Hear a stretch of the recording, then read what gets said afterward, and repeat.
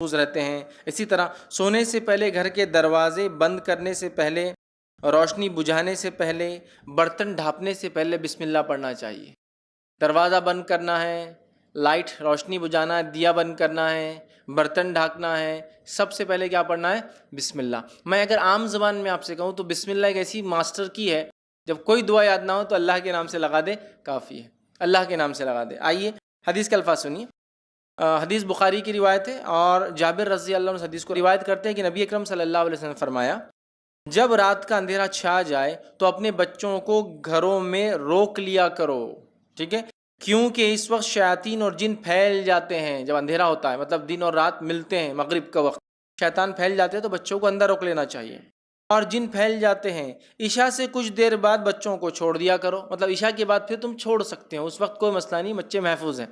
گھر کا دروازہ بسم اللہ پڑھ کر بند کرو، چراغ کو بسم اللہ کہہ کر بجھاؤ، پانی کے برتن کو بسم اللہ کہہ کر ڈھانپ دو، اور دوسرے برتن بھی بسم اللہ کہہ کر ڈھانپو۔ اگر برتن ڈھانپنے کے لیے کوئی ڈھکن نہ ہو تو کوئی چیز آڑی رکھ دو، کوئی چیز آڑی رکھ دو، مطلب رات میں مغرب کے بعد بچوں کو اندر لے لینا چاہیے، عشاء کے بعد نکل سکتے ہیں، کوئی مسئلہ نہیں انشاءاللہ۔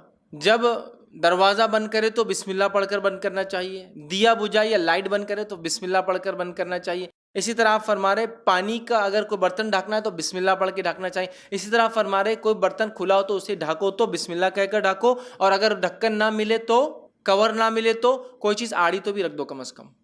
یہ کیوں کہا آپ نے؟ پانی پہ ڈھانک دو، کھانے پہ ڈھانک دو، اور اگر ڈھکن نہ بھی رکھ سکو، ڈھکن پورا ڈھکتا ہے نا، کوئی بھی چیز آڑی مطلب پورا نہ بھی ڈھکے تھوڑا ڈھانک سکتے آپ۔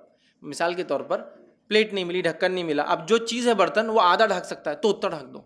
اس لیے کہ حدیث میں الفاظ کیا معلوم آپ کو؟ حدیث میں الفاظ ہے، جب انسان کھانے کو رات میں کھلا چھوڑتا ہے تو اس میں بیماریاں نازل ہوتی ہیں۔ اب آپ کہیں گے بیماریاں نازل ہوتی ہے تو پھر پورا ڈھکن ڈھانپنے سے کیا اور آدھا ڈھانکنے سے بھی کیا؟ جراثیم، مائکروبس تو ایسے رہتے کہیں سے بھی گھس سکتے۔ یہ معاملہ غائب کا ہے، غائب کا ہے کہ اللہ کیسے ڈھکن ڈھانکنے سے یا کوئی چیز رکھ دینے سے اس بیماری کو دور کر دیتا ہے، اس تک نہیں پہنچنے دیتا۔ اس سے پتہ چلا بیماریاں نازل ہوتی ہے، آسمان سے اترتی ہے۔ سمجھ رہے آپ؟